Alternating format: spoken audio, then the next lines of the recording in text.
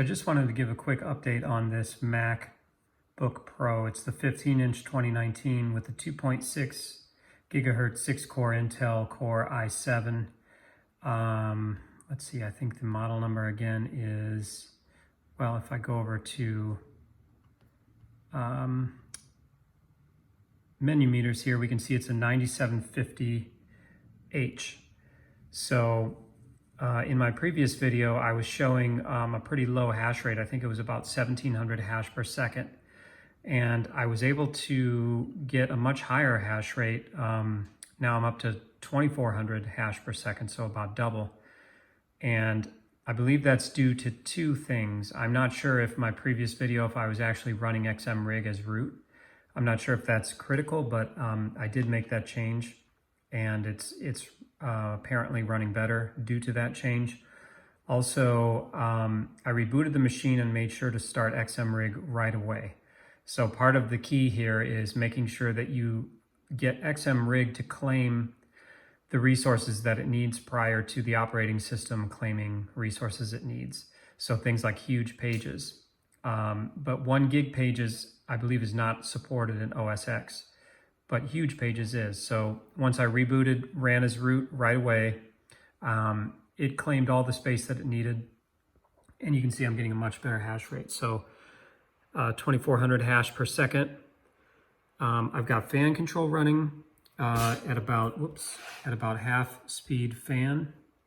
Again, I really like this program. For those of you that are using MacBook Pros and you're tired of hearing the fans run high, this is a great way to do it. So you can hear the difference. If I select full blast, you might be able to hear that. It's not really loud, but it's annoying. If you're trying to use this machine, or if you're near the machine all day long and you hear it at full blast, it's pretty annoying. So what I like to do is just kind of set a constant value to about half for each fan.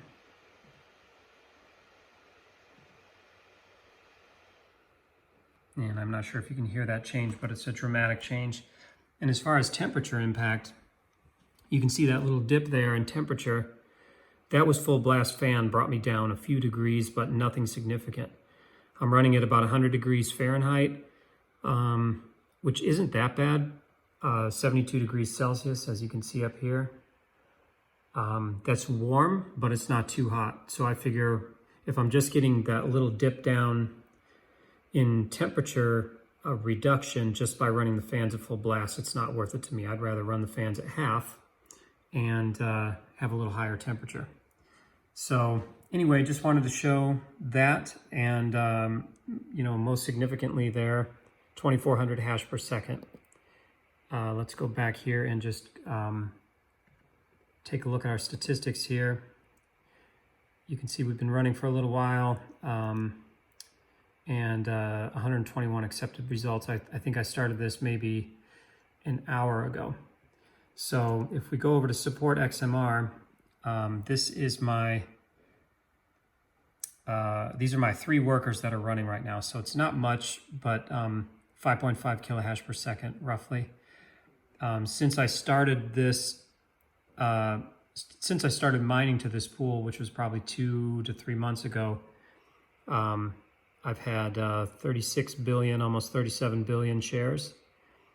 Or sorry, 37 billion hashes. I wish I had 37 billion shares.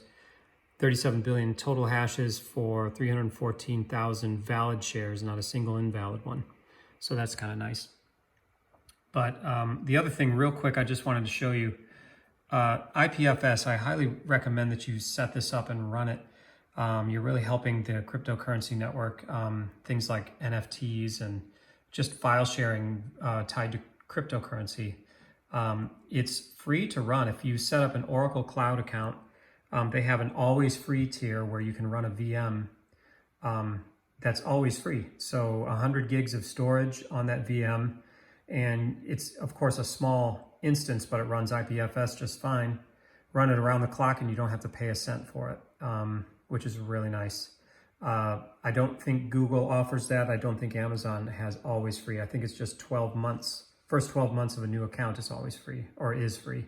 And then after 12 months you pay. So Oracle Cloud is the only one I know of that is always free out of the top 3 or 4 or 5 cloud providers. So IPFS, I'll do another video on that, on how you set that up at a later date. But that's the update on this MacBook Pro, and thanks for watching.